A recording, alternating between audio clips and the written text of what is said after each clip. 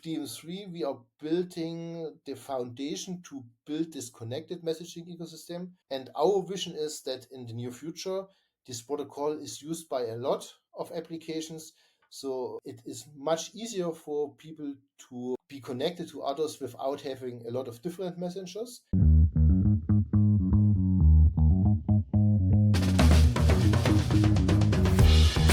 Hello, everyone, and welcome to the 41st episode of Colors of Web3 and Entrepreneurship. My name is Lum, your Web3 host. For those of you who are new to the show, Colors of Web3 and Entrepreneurship is a show highlighting the journeys of builders and innovators in Web3 and entrepreneurship. Some topics, especially in Web3, may get technical, but we do our best to keep it accessible for most people. Here I am today. I'm joined by Steffen Kux. He's the CEO of dm3. Steffen, can you give a quick introduction about yourself? Thank you very much. It's great to be in your show today. Yeah, so about me, so I'm a mathematician. I worked for a long time as mathematician in different areas, mostly in the automotive area, but yeah, always working with interesting technologies. So this is my passion. So I really like to program interesting things. I like new technology. And since 2017, I'm in the Web3 space. Yeah, and in this time, we did a lot of development, building interesting solutions for industry applications, for energy applications. And in 2022, we founded a venture studio, which is called Corpus, together with some friends from me. And in this venture studio, we are trying to build real life Web3 applications. So, and one of these use cases we studied was dm3, this messaging protocol. Yeah, and after a while, when we got some traction, got the interest from the community, we did a spin off, and now dm3 is a own company, a own non-profit project, which has the goal to build this connected messaging ecosystem for the Web3 world and also together with the Web2 world. Wow, exciting. So it sounds like you have done a lot of roles from both in the Web 2 world and then Web 3 world. I'm actually a little bit curious about, you said you work as a mathematician, right? In the automotive Yes, industry. Is it correct? So what exactly yes, did you do then as a mathematician? yes. As mathematician, you have a lot of potential areas where you can play with these tools of mathematics. And so I worked in the automotive industry as a developer for software which simulates parts of the engine. And here I had a chance to use a lot of interesting mathematical and informatical innovations. We did optimization, we did AI, big data analysis, so a lot of interesting things. So which can help developers to build parts of the engines, parts of the cars. Interesting. Okay. So you wrote the simulation software, right? For the Exactly, yeah. engine. Okay. So we are on the very end where we did produce simulation and optimization and calculation software so that the engineers then could use our software products to build their product. Interesting. Yeah. So actually, I think we have like one thing in well, actually more than one thing, but at least one thing now that I knew one thing I just discovered is that we both work in the automotive industry in the past. I also work in automotive industry too back in the day. I wasn't working as an engineer though, but I was working more on like the sales and the business side in automotive industry. Mhm. So that was my before the Web3 day, one time back. Okay. So fast forward a bit, and then you said you are in Web3. You're building like solution for your industry, right? How did you actually discover Web3 Yeah, in the that, first place, that's or crypto? that's a good question. So two of my very close friends, Christoph Jensch and Simon Jensch, they are starting working with Ethereum in the early days. So Christoph was one of the very early developers in the Ethereum team. He was the chief test engineer for Ethereum. And after he left the Ethereum Foundation, he founded together with his brother a small company which was called Slockit. Slockit maybe is known as the order of the DAO. So, and in these days, we had a lot of contacts together. And then when Slockit started, I joined it because we did a lot of interesting development in the very, very early days of Ethereum. And so, as I said, we started building solutions for IoT, so to connect IoT devices with blockchain and then using these IoT devices and control them by blockchain. We did build some solutions doing sharing economy, fully decentralized, based on blockchain interactions and IoT devices. Then we also worked together with a lot of companies, so bigger companies, especially in Germany.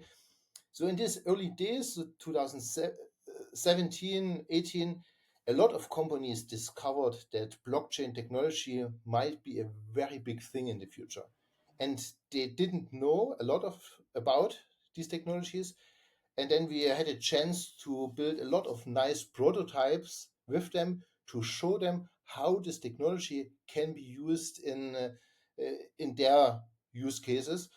And yeah, this was a very interesting time. So we, as I said, we built a lot of showcases to show them, and we also did build some internal systems for these companies, which they could use to digitalize some processes in the company. Interesting. So, when I think among the many different applications that you built for the industry, what do you think would be like were some of the memorable one? Was they actually were some of the solutions that you developed back in the day? Are they still being adopted right now at the moment? So in this time, we built own client technology with Slockit. So Hmm. we tried to bring blockchain to small devices.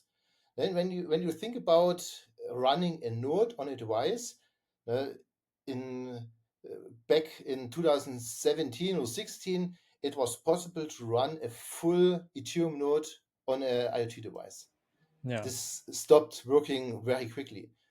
And then, of course, today it's not possible to run a client on on a small device.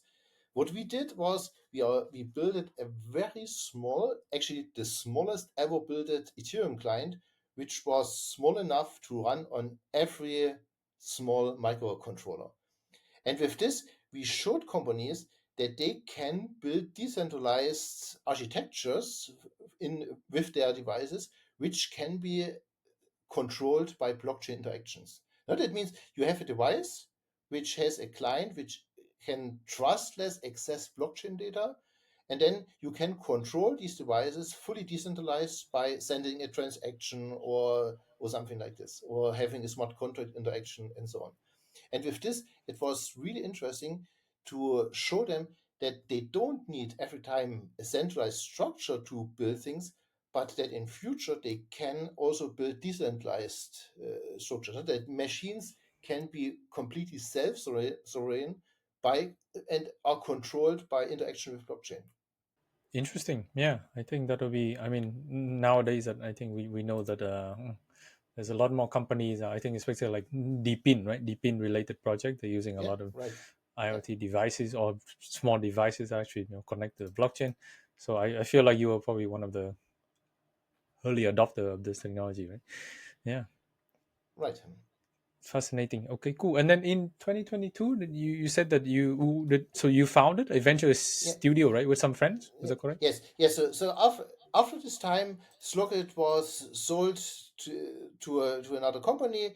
We built some interesting things together with them, and in 2021, 2022, we left the company and we started something new. So we had a lot of interesting ideas, and actually, when we sit down and discuss what could be our next big project, we couldn't find one single project. So we had at least 5 or 6 interesting ideas, and then we decided not to start only one project, but to build a venture studio. So, which makes it easy to start projects, to evaluate if there is a potential in these projects. And if we discover, oh yeah, there is a good potential, the community also sees the potential, then we do a spin off, build an own company, and until now, 2 years later, or a little bit more than 2 years later, we have spun off 4 companies out of this. And yeah, Wow. it's the approach was for us very helpful to evaluate a lot of different projects. Now, if you start with a startup, then you have to find some investment capital. You need to focus on one topic. And if you discover that this topic might not be a good solution, it's quite complicated. In our venture studio, we are quite quick. We can start a project within 1 day, and we also can stop a project within 1 day. And with this, so we had a chance to evaluate a lot of different projects, and only those projects which seem to be successful and have a good potential, then we do a spin-off, and then we go the normal way, find external capital to do this. But yeah, it's in the first phase, it's really a great approach to be not dependent on any other person. Just start in the venture studio, check if it works, evaluate it on the community, and then decide if it's worth to continue or not. Interesting. So you said you have already spun off, right? Spun off like 4 companies Yes. already. So you guys have begun. How many companies have you built in this venture studio so far? Right now we have 4 companies which are their own or exist now as own companies, and some more projects are in work and will be published to the community in the near future. Interesting. And how many people did you begin this venture studio with? Yeah, we started with 6 or 7 persons, and now all companies together are more than 25 or so. We don't, we try not to grow too strong, because especially in these early phases, it's good to have small teams which are focused Yeah. to to deliver very quickly. But then, when these companies are split off, then of course we are looking for additional developers, additional marketing, business development stuff. But in the venture studio, everything is very compressed, and Hmm. it helps us to be very quick from the first idea to the first prototype. Interesting. Yeah, I think that sounds like a really interesting model that I think I've seen a few other organization that done this. So basically, would it be fair to say the venture studio would own the smaller company? Is that correct to Yes, say? yes, yes. No, these are daughter companies or daughter organizations from this venture studio. Now, the interesting thing is there we have a lot of different approaches. Now, we have some for-profit companies spin off from these projects. In the case of dm3, this is a non-profit organization because the product is much better controlled by a non-profit organization. Now we decide this always completely depending what is the need for this project, what is the best approach to grow it, and to build a good product out of it. Interesting. Okay, so it basically would depend on what you think would be a good fit, right? And then, um, Exactly. yeah. So when you began, and then you said began 600 people. This is all like self-funded, right? I guess you said Yes, you had yes. an exit. The venture studio is self-funded from us, so and that's why it makes it completely easy for us to do all the decisions, because it's only us who have the right to decide something. And after the spin-off, of course, then we get also external investors, external partners into the projects, and then it is like any other startup. Interesting. Yeah, I think like I said, it's quite a rare model that but yeah, I've also seen a few, but most of the companies that I talk to usually like standalone project, right? They're not a venture studio. They sometimes most of them are usually backed by some venture capital or maybe some angel, depending on what Mhm. stage of the project they're in. Interesting. Okay. Anyway, I'm sure we would, maybe if we have time, we will probably go back to dive into some of those company that you have spun off as well, although Mhm. the venture studio as well. One fun question before we deep dive into your main company that you're leading. What can you share with us? What do you do for fun in your free time? What are your hobbies? Okay, that's a good question. So I'm a family guy. So I have together with my wife 5 kids. So we are doing a lot with our family. Wow, We have a small house, and we also like to do some trips, and doing a lot together. But nice. now most of my bigger children are not living anymore with us, so now it's a little bit changing. I see. I see. Wow. Yeah, but I can imagine 5 kids, so which must be like a huge family, right? I guess in the It past is. when you try to organize family trip, it must be tough. Yeah, flying like 7 people, right, on an airplane or driving a, I don't know. You need a van. You can drive fit 7 people in a car, right? In this time, yeah, a van was always needed. Yeah, I bet. Okay. Cool, cool. Yeah. So, without further ado, I think let's go ahead and deep dive into the current company that you're leading inside the venture studio. So the Yeah, company is called dm3. Right? If you have any presentation or deck, feel free to share it along, and yeah, we I, will. I, Yeah. I can share my screen. Okay, maybe I can give you a short introduction how the Sure. project started in our venture studio, and then you come to the point what we are doing now at DMC. Sure. So Yeah, I think it'd be a good idea. Hmm. DMC was one of the first projects we started at Corpus in our venture studio. So actually, uh, at the very beginning, we tried to buy some ENS names because we needed them for some of the projects, and we discovered it's very complicated to contact owners of ENS names, which are NFTs. So these names were published on OpenSea, but we were not really able to connect to these persons. And we came to the conclusion actually, in the Web3 space, we have already keys. It must be very simple to build a solution to have fully encrypted communication with everyone who owns a wallet or who owns an ENS name. And with this in mind, we started the project. At this time, it was called ENS Mail. It was a mail client which built fully encrypted conversation based on the keys we have in the wallet.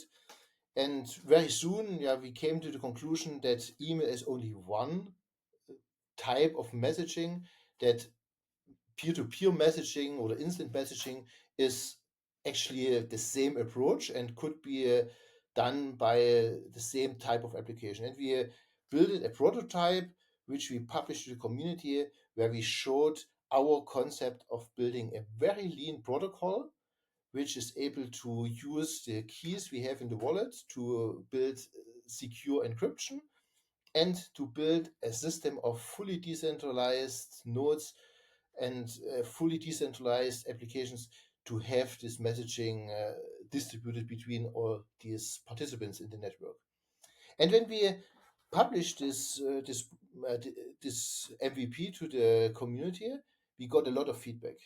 And the main feedback was, yes, it is a nice approach how to do a messenger, but what is even more needed is a messaging interoperability protocol.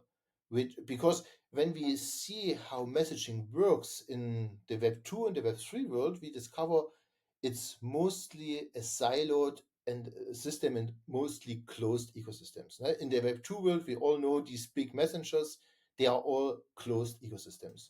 Yeah. And even when we look to the Web 3 world, and in 2022-23, a lot of Web3 based messaging solution appeared, but they had something in common with the Web2 messengers. They still were separated ecosystems, completely closed ecosystems without any interoperability. And the ask from the community was, can we use the DMS3 protocol to build such an interoperability protocol? And in the time after the launch of the MVP, we we changed a little bit our focus.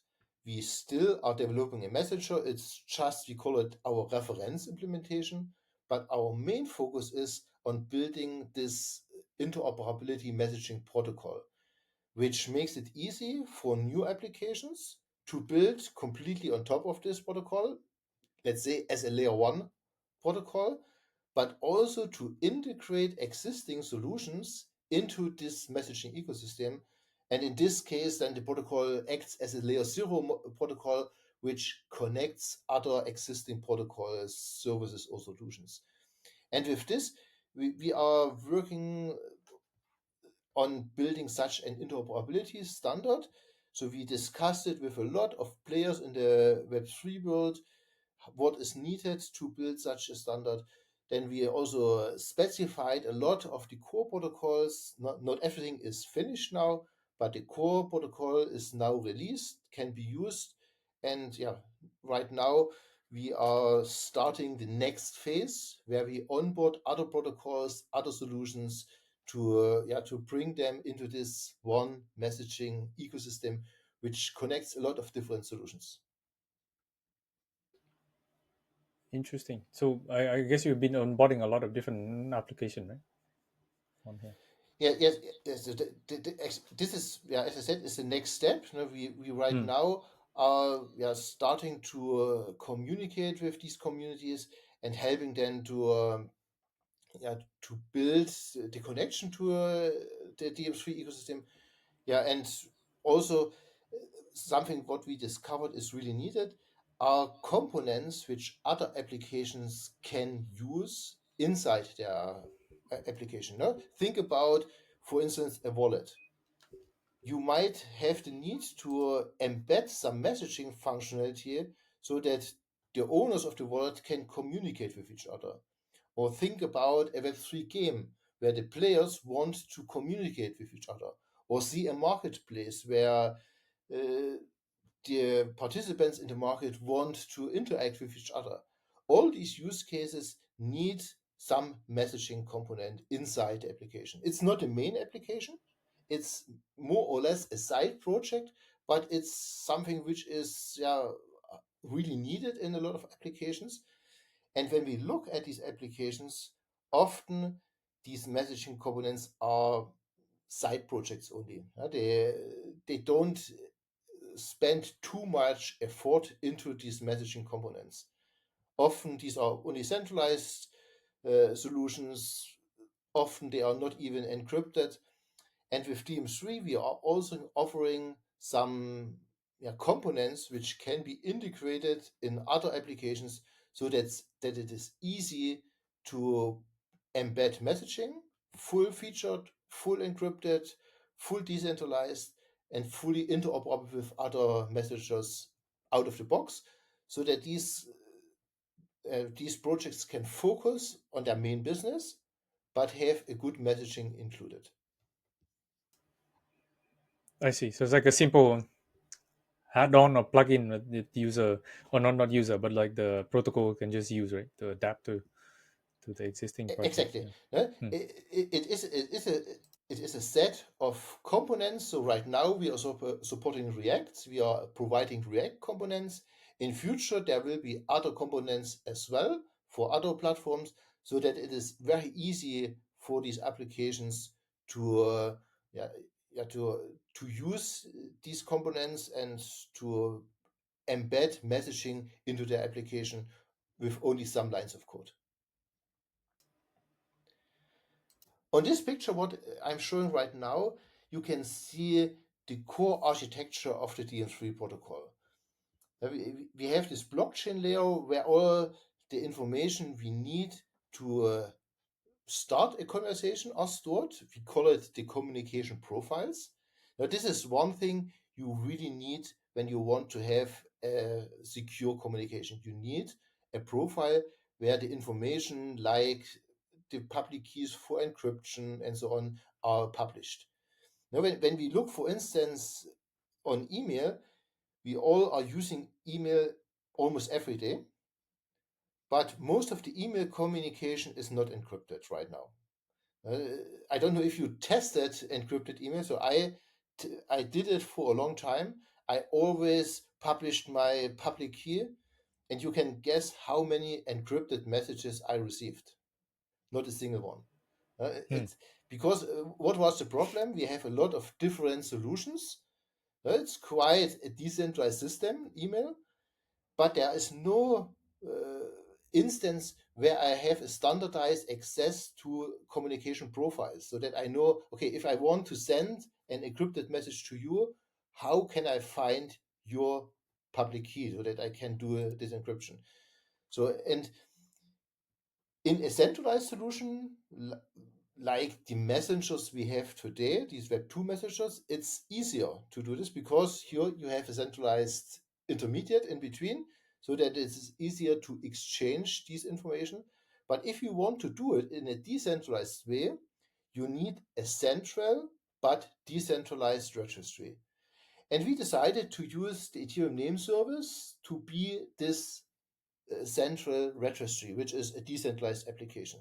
That means it's accessible for everyone, it's trustless, it's permissionless, and you can publish on any ENS name such a profile that someone who wants to contact you finds your keys for the encryption, keys for signatures, and so on. And we are also using this cross-chain interoperability protocol, CCIP, to embed any other source into ENS. Now, that means we are not focused only to use ENS, but even if the information is stored on any other source, this could be a layer 2, that could be another chain, this could be a cloud solution, whatever, we can include this information into a subdomain of ENS, and with this have one point where all the information are accessible, and this is ENS. Now, this is done on the blockchain layer. Then we have the protocol layer, and here what you see in red is the core protocol of dm3. It's this message transport protocol. It's a very lean protocol which describes how to send, to encrypt, and to build messages in this way, and how to deliver it to the recipient. And here we have one network in the background, which is a so-called message relay network. That means these are independent nodes, and the user decides which node he is connected to. And when I want to send a message to you, I would read your profile. Here I find your keys for the encryption, and I find also the information which nodes you are connected to, and then I can send the message to one or more of these nodes you are connected to. And that's it. That's everything in the core protocol. Very lean, very simple, and it makes it very easy to include other networks and other solutions into this solution, because these message relay nodes, they can not only be relays for the messages, but they also can be gateways to other networks. Now, that means if you are using a messenger in another network which is connected to dm3, I can send a dm3 message to one of these gateway nodes, and then the message is injected into the another network, so that I can send message across borders of existing solutions. And with this, it is quite easy to integrate an existing solution into the dm3 architecture or the dm3 network. First, you have to add the information to the communication registry, which can be done using this cross-chain interoperability protocol, so that it is connected to a subdomain of any ENS name. And the second thing which needs to be done is to implement such a gateway, which is acting as a dm3 node and a gateway to an existing system. And with this, you can then receive messages from the dm3 network, and you also can use this gateway in the other direction to inject messages from any network into the dm3 network. I see. Yeah, that I think the step you listed is simple enough. Yeah, to be done. Interesting. And then the CCIP is actually like, would they help to basically transport the cross chain info? Is that correct? Is that why? Yeah, yes, so the problem is, so when you're using ENS, so this is living on Ethereum. Right? That Yeah. would mean to publish an information as a record on your ENS names means there has to be a transaction. As this transaction includes a lot of data, this might be expensive, no? Because you have to publish this information on layer 1. So this is not feasible for a widely used application. And with CCIP, the cross-chain interoperability protocol from Chainlink, we can add an information to such an place on layer 1 that the information is not stored on layer 1. So that means if you are asking the smart contract, give me this information, you will receive the information. The information is not available in layer 1, and you have to go to another place and you receive the information how to retrieve the information from another place. Then you will go to another place, get information, and get also some proof data. And with this combined, you can go back to layer 1 and then say, here I have the data, I have a proof, and then you can verify on chain, also on layer 1, that this is correct information. And for the using application, it looks like you will get the information from layer 1. Now, in between, there is a switch so that you retrieve the information and the proof information, the verification information from another place, but then you can check it in the smart contract on layer 1 so that it is a secure information you receive. But where it is located and where it's stored, it's not interesting at this point. And with this, it's easier to integrate other solutions because they might have already such a registry. Maybe it's a cloud-based registry, or it's a registry living on a layer 2. And with this, it's easy to integrate it so that we have all the information together on subdomains of ENS. And then you just have an ENS name, have a profile published on this ENS name, in which whatever source the information is stored, and then you can interact with these contacts and send messages and receive messages. I see. That's cool. So basically, do user need to use a different wallet, or can they just use an existing wallet and it should just work? Exactly. You use your existing wallet to sign in with Ethereum into a dm3. Now, in the beginning, we thought it would be a nice idea to just use the Ethereum keys, but from the user experience, this is not feasible. That would mean every message you send, you have to sign with your wallet. Not if, for instance, if this is a hardware wallet, the user experience would be very bad. So that's why we are only using the wallet keys to just create internal communication keys. So that means you log in with your wallet. You don't need any other centralized identity. You just sign in with your wallet, and then all the communication keys are generated inside the application. And it works like any other messenger. But it's connected to your wallet keys. I see. Yeah, simple enough. So basically, user just need to like open up a pop up, sign the transaction, right? Accept and then. Exactly. I can show it to you. Maybe, Sure. so we, Yeah. we have this reference implementation. So give me a second that I open a browser and Sure. switch the screen to this browser. Yeah. So here you see now the login screen from our reference implementation. Uh, I see. So when I click the sign in button, here the application is connecting to my wallet. In this case, it's MetaMask. Here I sign the message, which is a standardized login with Ethereum message, which says that the messenger wants to connect to the wallet. So, and now when I sign this message, I'm connected to my messenger, and so this is a test account only. So, and here I can start writing immediately. You see in the top this long ENS name. It's my wallet address.address.dm3.es. It's a virtual ENS name which is assigned to my address immediately from the application. And then I can, all my communication profiles are already published on this a little bit more complicated name, but now I can also switch to a easier name. I can use my own ENS name. I can use my genome name, the namespace on Gnosis chain, or I can also store the name on Optimism and so on. Now I can create my own profiles so that I can share these with others.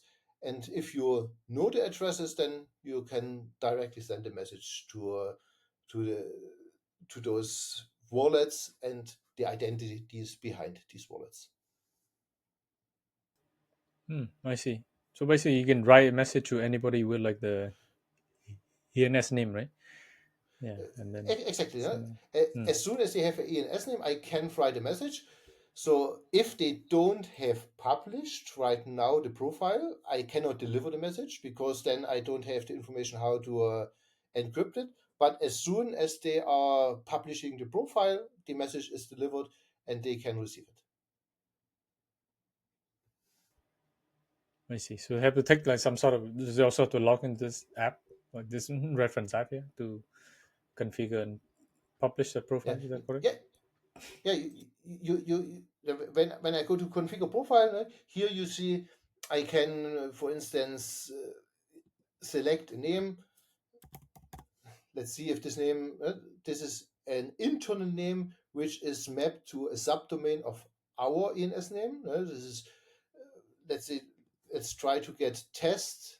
So it says test is not available. Maybe someone else did it. I do another one. So this was available. Now I have test 12345.user.dm3.es. This is now my name. This is an ENS name I can access. And now my information is published on this name. And this name I can share with everyone else. The same I could do on Optimism. Then I need to send a transaction on the Optimism chain to publish the profile. That means there's one interaction with my wallet, but in the other place it's exactly the same. And I also can enter my own ENS name if I have a name which is, let's say, name.eth. If this would be my name, I could say publish a profile, then a transaction is sent to ENS, or I can do the same also for the Gnosis name service. So and then publish the communication profile in my name. I could go to this ENS name and then just I see this publish profile, which is a text record which contains this information. I see. So I explained for short how this message transport protocol is working. We also have a lot of protocol extensions which might be interesting for applications who wants to use the DM3 protocol. There is extension for group messaging, for published message feeds. Then also we have privacy extensions, token gated access, so that you can restrict who is able to join a conversation by tokens and so on. All these protocol extensions are optional, so you can be fully DM3 compatible without using these extensions, but these extensions can help you to build your application and build what you need for the application. Not all of these protocol extensions are yet implemented. No? Most of them are still in the design phase, but we are publishing it step by step.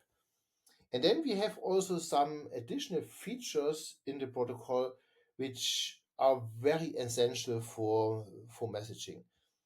So one is already, so I talked already about this interoperability approach, so that we can add other networks or even centralized services into the DM3 ecosystem by adding these gateways to these other systems, and with this making these systems DM3 compatible.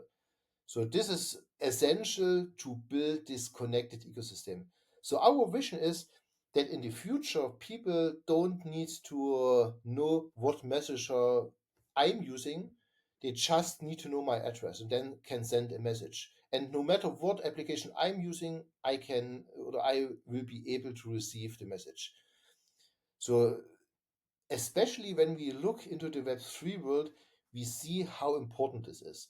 Now, when you see all these interesting Web3 based messaging solutions, some of them are focused on NFT communities. They have special features which are interesting for NFT holders.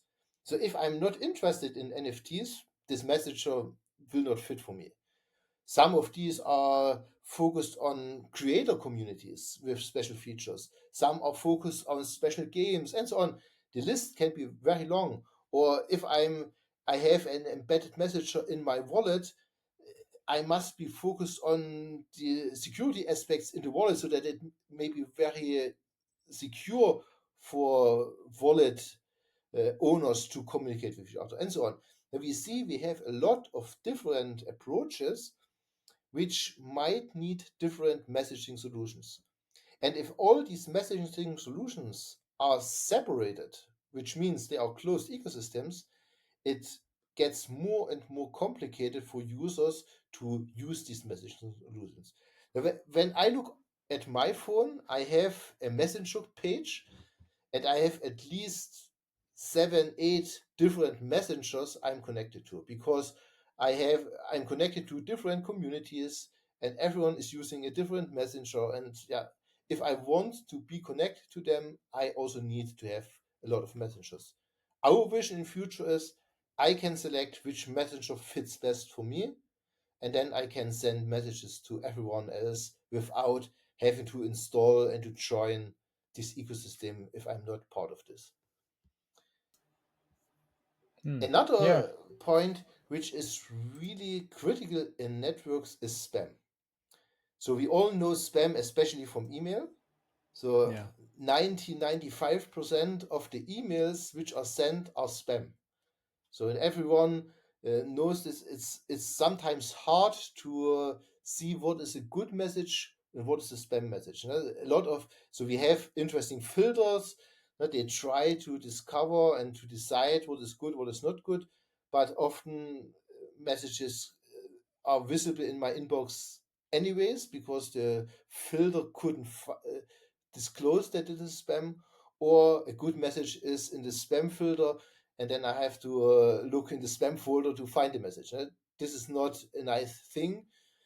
If we look to messaging solutions, like these big Web2 messengers, we also have a lot of spam. So when I look, for instance, in my Telegram account, very often I get some scammy Yeah. information sent in. And sometimes it's not so easy for me even to discover who is the real sender because they impersonate others, especially in email. So I received a lot of emails which look like email from a friend, which are not, or email from my bank, but it is not. So and with the dm3 spam protection, we have a multi-layer system to prevent spam from being effective for the spammers. Now we start with level 1, which means we can validate or evaluate if the sender address has or fulfills some of the criteria we request. Now, for instance, we can request that the address is not a newly generated address. Now, if this is your wallet address and you did something with the wallet, your nonce is not 1. It's something higher than 1. And Yeah. for our spam filter, it's easy to request that it must be not a newer address. And it makes it more complicated for spammers because they don't are able to generate new addresses and send spam from these addresses.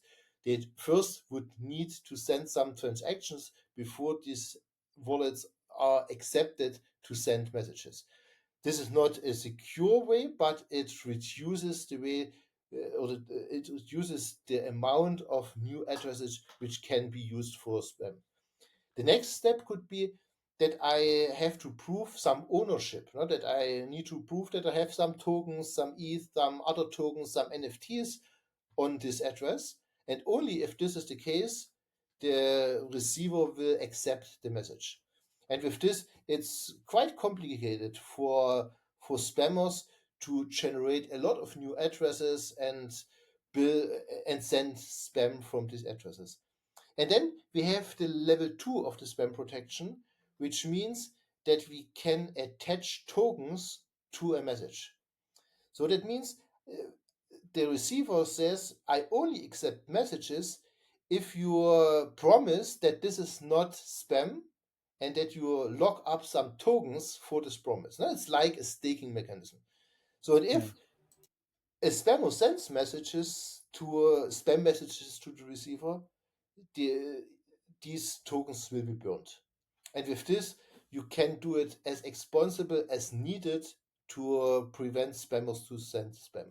Now, for regular messages, there are no costs. No, they just lock up some tokens, and with this, they can have a security deposited so that they can send messages. But only if this message is marked as spam, then these tokens are burned, and then it gets very expensive. And with this multi-level approach, we can build a spam-free decentralized messaging system. That means there's a demand. You need these tokens and you have to do this deposit.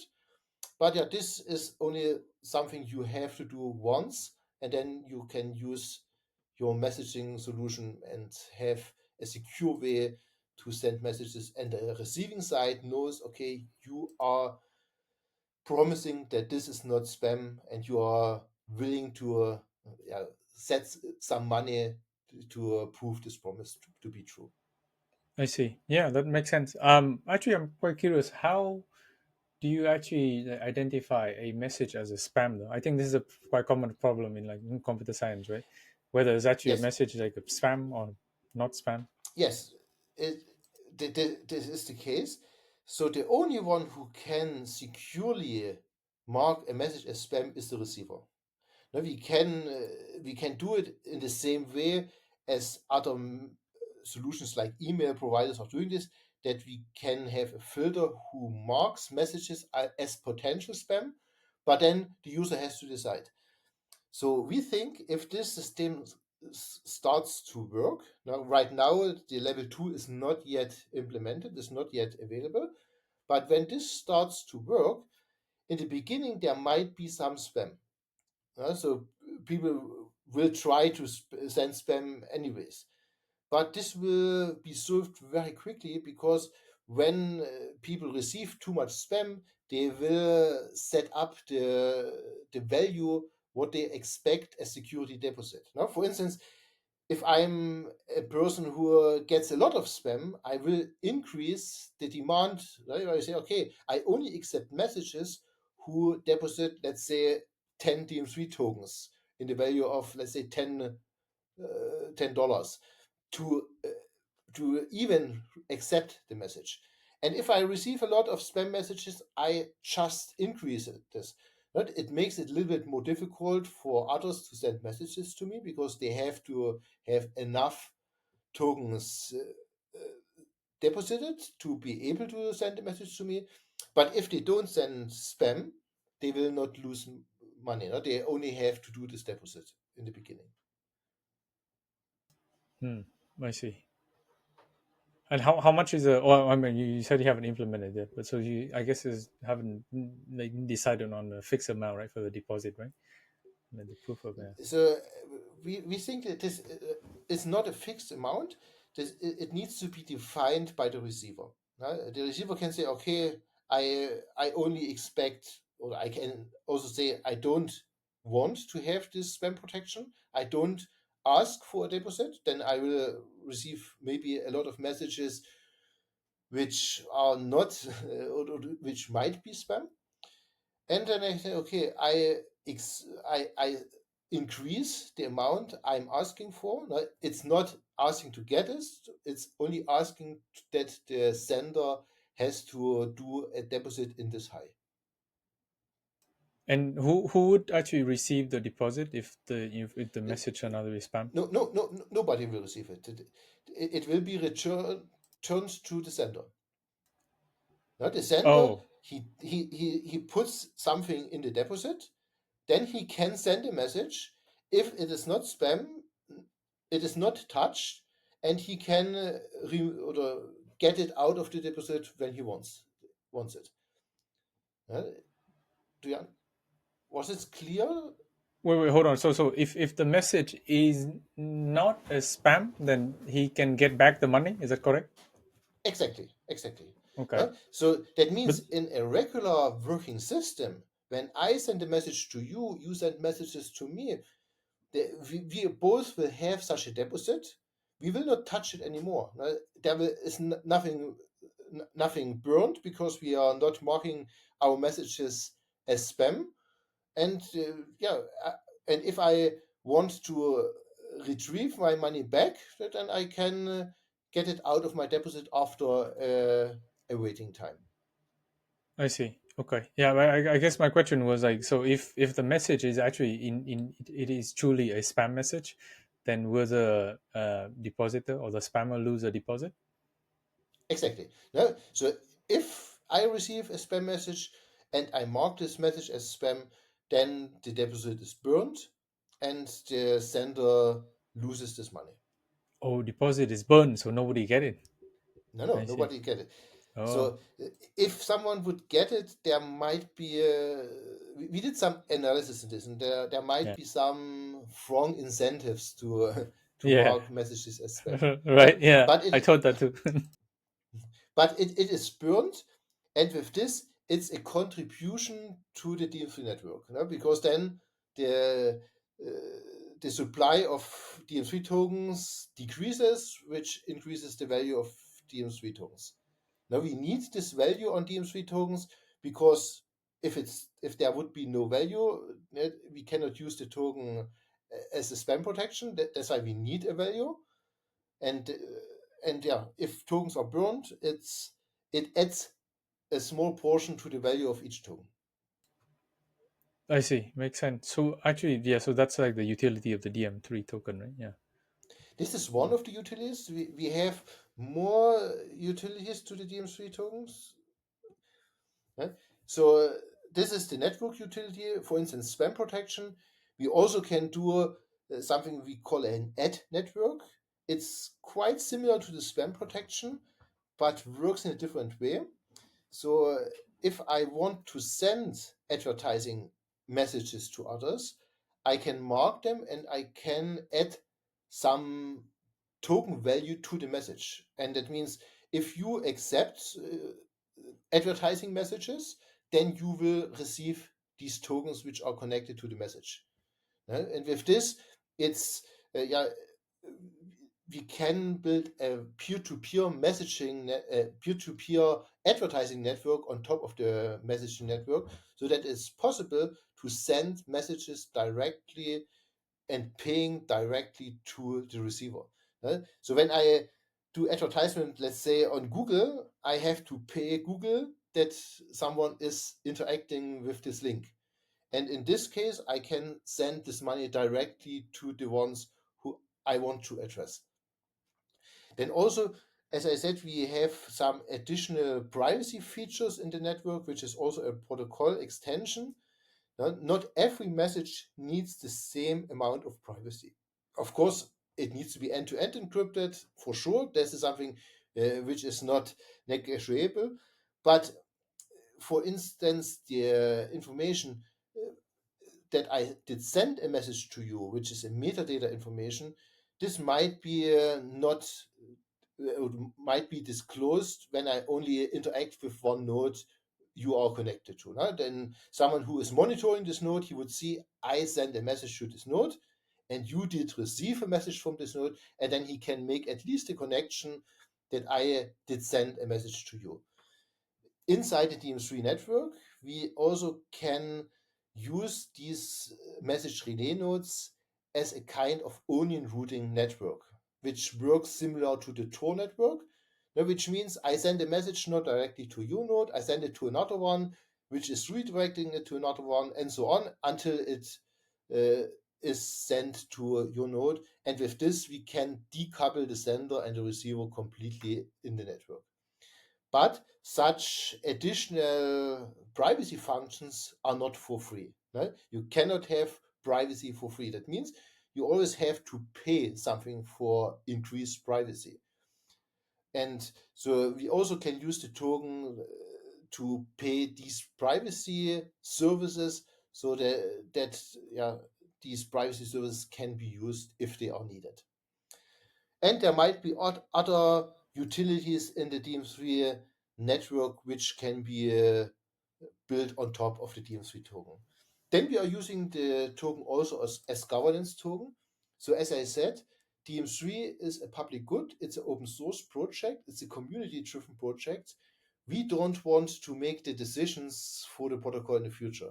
And the dm3 organization will install votes for decisions for the future protocol and what features are needed, how they should be implemented, and so on.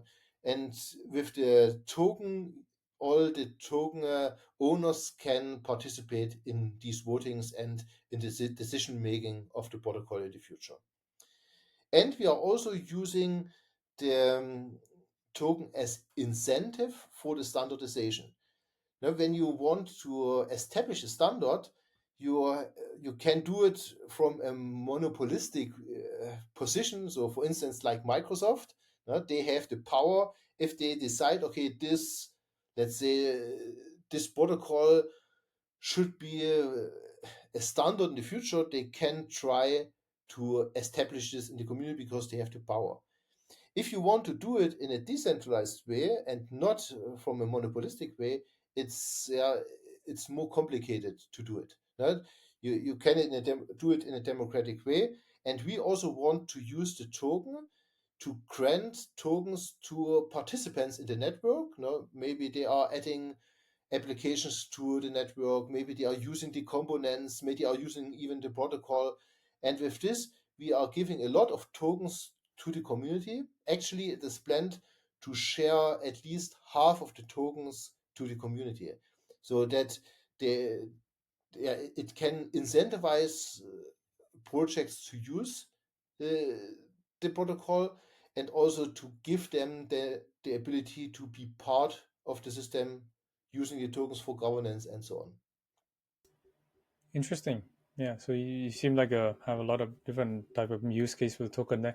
Actually, one thing I'm curious about. I think you were quite clear on the spam protection and the ad network already, but I'm curious about the privacy service. So is it possible for, let's say, one person, they want to send a payment to another person, but they do not want to, they do not want the information to be public, and can they be made, can the transaction be made private between person A to person B through the dm3 network?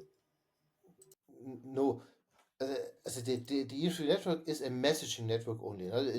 It's not Ah, to shield some transactions. okay. So the privacy feature in the dm3 network is to make more private or to make the conversation more private. I see. So one one part of the privacy is to have a secure encryption. That is the privacy of the content, which is, as I said, the default in dm3 network. There's no unencrypted messaging. But as I mentioned earlier, so also to make the connection information into network private, it might need some more effort. It is needed for some applications. For some, it might not be needed. Now, if I, for instance, have embedded messaging in my game where the players are only talking about some events in the game, it might be enough to have it encrypted, but there might be no need to shield also the transmission information of the messages. If I'm communicating with my lawyer, or if I'm a whistleblower communicating with a journalist, there is a much bigger need for privacy. In this case, it might be very essential that I can deny that I did send or receive a message. And then our privacy extensions comes into the game, that I can use the dm3 network to shield who is sending and receiving the message. Then I cannot find a path how the message was sent from one sender to one receiver. Okay, yeah, makes sense. I think your explanation makes sense. Okay, then I think that's yeah, yeah. I think there's some messages that need to be like private, right? Yeah, in nature, like you said, like Exactly. talking to whistleblower, talking to a journalist. You don't want to people to know who you are. Yeah, makes sense. Mhm. Okay. Yeah, in short, this is what the dm3 protocol is. So when I would say what is the most important thing, it's a lean protocol which allows to build a messaging network fully decentralized, fully trusted, fully permissionless. We have as an essential part of the network this registry of communication information so that it is easy to find all the relevant information to send encrypted and private messages to someone who wants to receive the message. And the third thing is that we have these mechanisms like privacy extensions, like spam protection, to make a very secure messaging possible. And all of these are built on Web3 technologies. It's fully decentralized. Actually, it's not even depending on us. If dm3 would disappear from one day to another, the network, the code, and everything still exists and can be operated by anyone else. So we don't want to operate all these message relay nodes.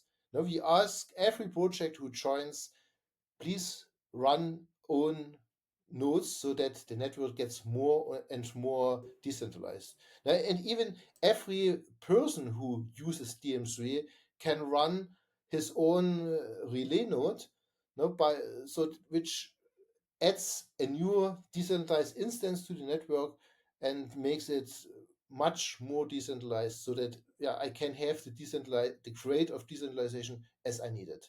And the good thing on the dm3 network is that this network is already scalable by design. Because these message relay nodes are not exchanging messages, they are, so if I need more capacity in the network, I can add more nodes and it scales in this way. Yeah, I think that makes sense. So how many nodes right now are running on the network? Right now, there are not too many nodes running, and most of them are operated by us. So, as I said, we are right now in this phase that we have built the core protocol. We have built the main parts uh, of the embedded system so that others can use it. And now we are going to cooperate with other communities, with other applications to extend the dm3 network. We are in this early stage. We decided first to build all the foundations in this, we call it phase one, and now we are going to the phase two, which is the growth phase, where we are cooperating with others. So there are already some messaging solutions which are building on top of the dm3 protocol. They are operating on delivery service nodes or message relay nodes.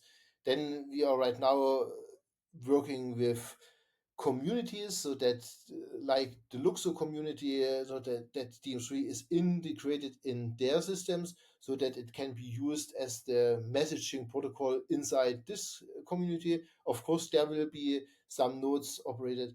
Then we're also talking to applications who want to embed messaging widgets. Of course, they could rely on our nodes, but we are asking them to operate own nodes so that the network can be as decentralized as possible. I see. Cool. Yeah. So I think right now growth phase. I guess your team is probably doing a lot of BD and partnership, right? Looking for new Exactly. project to build on. Okay.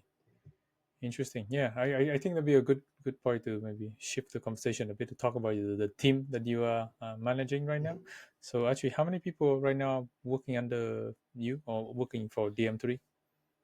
So for dm3, we have 8 persons working for the project. So we have, beside me as the project leader, so we have 4 developers. We have also some working for community as community engagement managers. And we have also some shared services still with our venture studio so that we have the financial and the human resources. These are shared services. They are working for us, but not full time. This is also some big advantage of our company structures. So at the moment, I don't need a financial officer full-time working for dm3.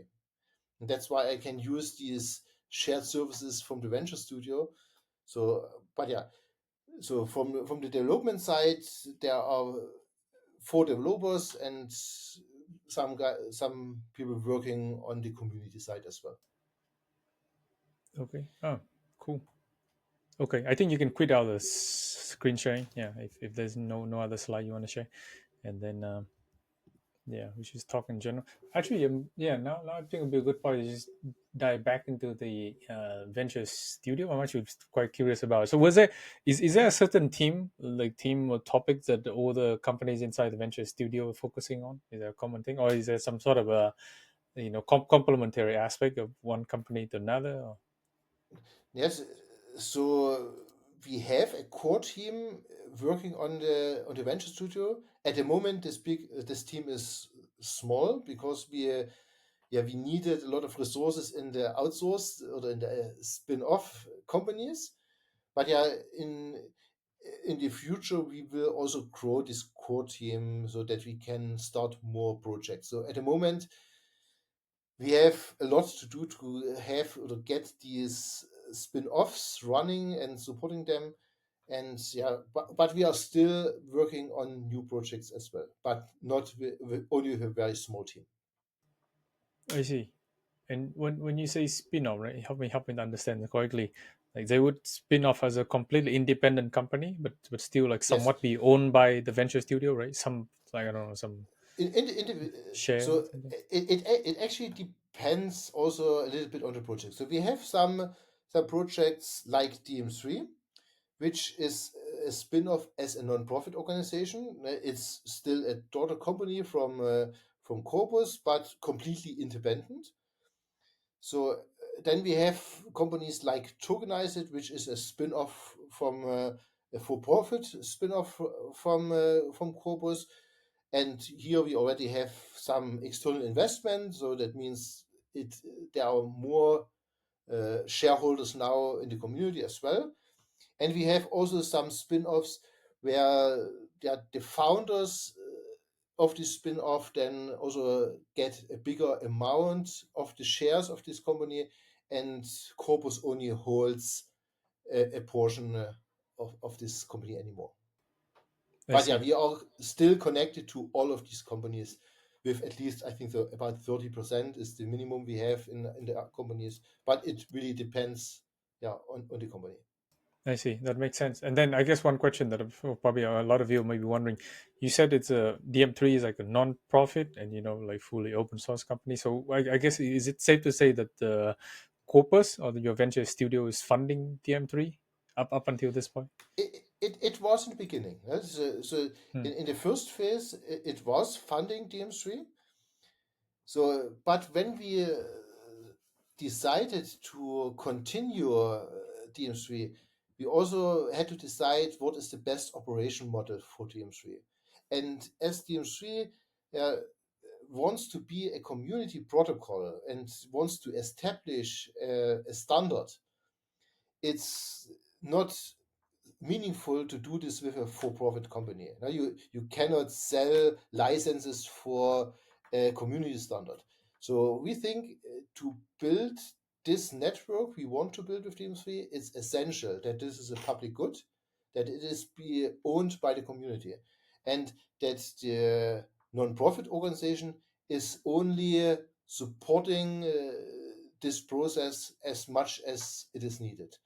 The value is not in the company, in this non-profit company. The value is in the network, Hmm. and which means in the future there will be with the dm3 token a tokenomic uh, working for this ecosystem, which helps this ecosystem to grow, to onboard others, to work as this community project.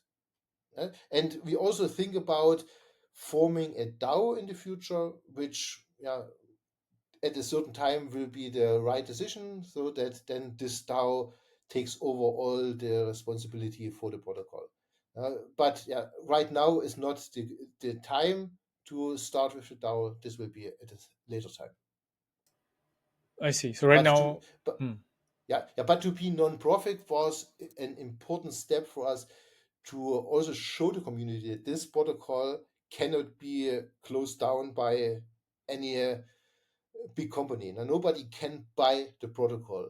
There are investors, also commercial investors, participating in this project, but they have also only options to get tokens of the project, but they will never have the full control over the project so that they could stop it or could change it in a way what the community doesn't want. Always the community has the majority of tokens, the majority of the power to control this project. yeah, I think that's a very common model for a lot of Web3 project, whether they are like non-profit or for-profit. But okay, so Mhm. I guess up until now, that most of the funding has come from Corpus, right? Is that correct? And then now you have DM3. I think you mentioned capital, venture capital. Did Yeah. DM3 raise some funding external or? Yes. So after the MVP phase, which was Yeah. funded by Corpus, we did a spin off. We received actually a lot of public goods funding from the community. Oh, So from Optimism, from ENS, from uh, Luxo, from Arbitrum, and so on. There's a lot of different public goods organizations, DAOs, did grant us some money. Moses was also one of these uh, companies who granted some money to us. And we have also a pre-seed round, or had a small pre-seed round with a commercial VC who invested in the network as well. And right now we are starting another fundraising round, which is a kind of a private sale of a small portion of the tokens to get some more investors included in the project, so that we can grow the team and accelerate the speed to integrate other projects into the ecosystem. I see. Yeah, that makes sense. Yeah, I hope that things will go smoothly for that process. Yeah. We hope so. Yeah, that's awesome. So I mean, with like with a team of small team of 8 people at the moment, what are some of the challenges facing your team at the moment? I think the biggest challenge is the prioritization of all the interesting topics we could work on. Now, when you remember the architecture picture, now, we said we already implemented the core protocol, but there are a lot of protocol extensions we want to work on, and here we need to focus what is needed first. We cannot do all the extensions at the same time. This is challenging. And also, we now are starting another team. We call it the integration team. And this is a team which is fully focused on helping others to integrate in the network. So we discovered that a lot of projects are willing and are interested in supporting the dm3 network and to becoming interoperable, but they have also only few resources available. And with the integration team, we want to support these teams so that it is easier and is much quicker to integrate these interested projects, so that we now can really quickly build the first connected messaging ecosystem, so that others have the benefit that it is not only interoperable by design but also into real life. Makes sense. Yeah, I think that's one. I think what you said earlier about the prioritization. There's a lot of features that you guys want to build, right? I think that's a very common problem facing like tech startups. You have to kind of prioritize what you want to build because you cannot build everything, right? Yeah, so it's Exactly. certainly a problem to face. Interesting. Cool. Just maybe a few more questions here from my side before we close out the Yeah, sure. show. I think one is that what do you? I mean, since you've been in Web three for quite a long time now, I'm just curious about your view. So where do you think Web three? So I guess Web three in general, and then also Web three messaging in particular is heading in the next few years. How is it going to evolve? That's quite a tough question. So we think that Web3 now is in a stage where it can be very, or is very close for a lot of bigger applications, also connecting to the mainstream. So messaging is such a use case. Now all of us are using messaging. At the moment, most of us are using decentralized services. With dm3, we are building the foundation to build this connected messaging ecosystem. And our vision is that in the near future, this protocol is used by a lot of applications, so that it is much easier for people to be connected to others without having a lot of different messengers, and also to allow new messaging solutions coming to the ecosystem, which are maybe focused on special groups, so that it is, if there is an interoperability protocol available, they have a much easier way into the ecosystem. Otherwise, it's really complicated to win against these big gatekeepers, because yeah, they they close their systems for a reason. They don't want to share the communication ecosystem. But with a Web3 based community focused protocol, we think this might be possible. Another thing, so from our venture studio, we have, as I said, other applications. One of these applications, for instance, is Tokenized, which is an application to tokenize shares of limited liability companies in Germany, which makes it easier to to fundraise.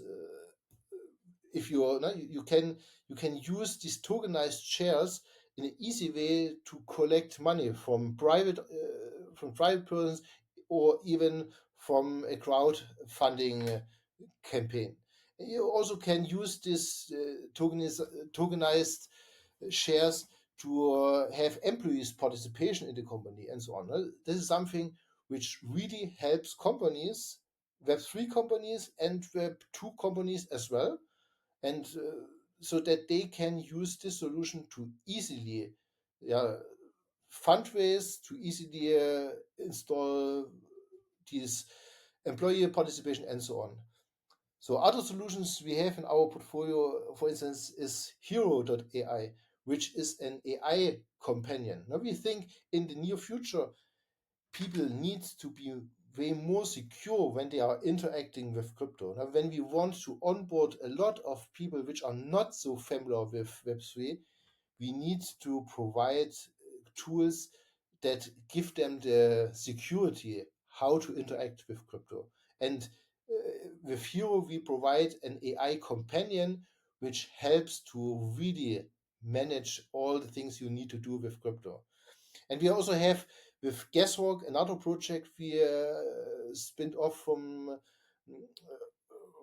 our venture studio, which is which started as a management tool for Ethereum to save gas costs if you have time, but also gives a lot of additional support for if you want to do some transactions, which helps people who are not familiar with the space to make secure and cheap transactions.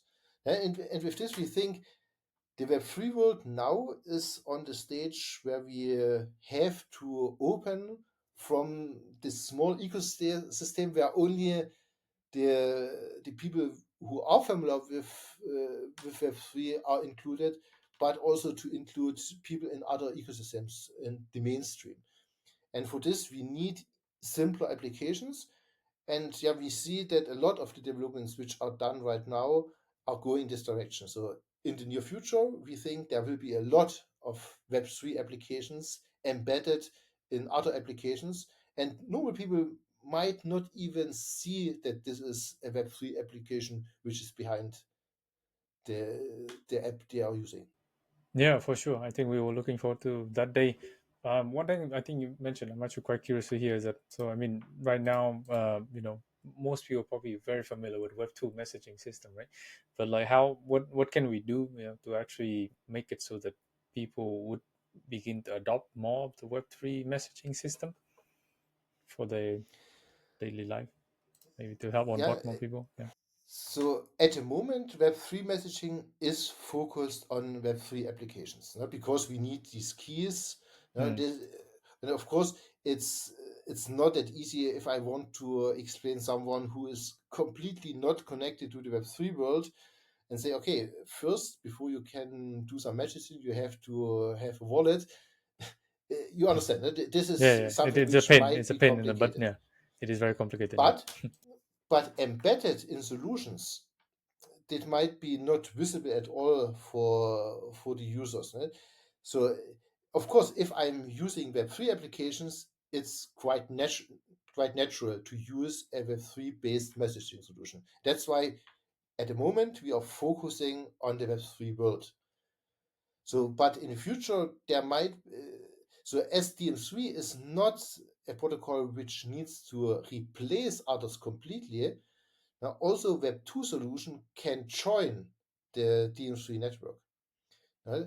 Of course, then users which are, let's say, on a big Web2 messenger, they might stay on the Web2 messenger, but they might be connected to any other application which is dm3 compatible. And I think this is something which might be very interesting for the future. So I don't believe that 90% of the people are switching from Web2 messenger to a Web3 messenger. That's I don't see it. But what I see is that a lot of the Web2 messaging solutions can be integrated to these ecosystems, and then new messengers have it much easier to come to get some traction. Now, right now, if I want to build a new messenger, I completely need to build a new ecosystem. I need to have people who switch from old applications, and it doesn't make sense for them to switch alone. They need to switch with the community. So, but with such an interoperability protocol like dm3, people can switch to another application because there might be interesting features they want to use, but their friends don't need to switch. And this makes it much easier for these new applications to get a user community because they don't need to build a complete new ecosystem. Yeah, I think that totally makes sense. Yeah, I think it's like a chicken and the egg type of problem, right? Mhm. Or like we have, I mean, in any messaging network, you need to have like people to talk to, right? If you're like the first person or maybe first 10 people, you don't have enough people to talk to, you get bored and suddenly you Exactly. quit, right? But if you have a You gotta have. messenger which is interoperable to others, then I can use my dm3 messenger and send a message to a telecom user as well. So at this point, Hmm. I don't need to use another messenger, but I'm connected to other ecosystems. And I think this is the way how we need to do it. Now, we cannot expect that people are switching from one day to another ecosystem, because where the other, if my family uses Messenger A, I have to use Messenger A as well, or I have to convince all of them to switch. But with interoperability protocol, I can switch and I can stay connected to them as well, even if they stay with the old Messenger. Yeah, I think that'll be the ideal situation, right? Because as you know, as right now for a lot of the Web2 social network, right, or even Messenger on those social network, they basically just silo, right? So like if you use one of the message application, you kind of only talk to you on the, you cannot talk to you on the application. Exactly. But yeah, eventually that I hope that with the interoperability protocol, and then one messenger app can still talk to another app. I think that'll be great actually. Mhm. Be great and probably allow more people to, so people they don't need to switch to a new application, right? Exactly. Yeah, it's This a is the pain. goal. Yeah, awesome. Yeah, well, thank you so much, Stefan. Actually, yeah, my final question is, where can people follow you? Feel free to share any, handle, website, username, Yeah, whatever. you can follow us on dm3 protocol at X. You find us on our website dm3.network. Yeah, we are on Farcaster at just look for dm3 and dm3 protocol, and these are ways how you can find us. Awesome. Yeah, I'll make sure to put all the links for the relevant links to your application in the show notes here below, so people can find it. Once again, Stefan, it's been a real pleasure talking to you about dm3, the protocol, the layer 0 messaging protocol that you are building here. Yeah, or other teams and application to be on top. Look forward to a lot more application building on it. Yeah, thank you for joining. Yeah, thank you very much for the invitation, and thank you for this good conversation.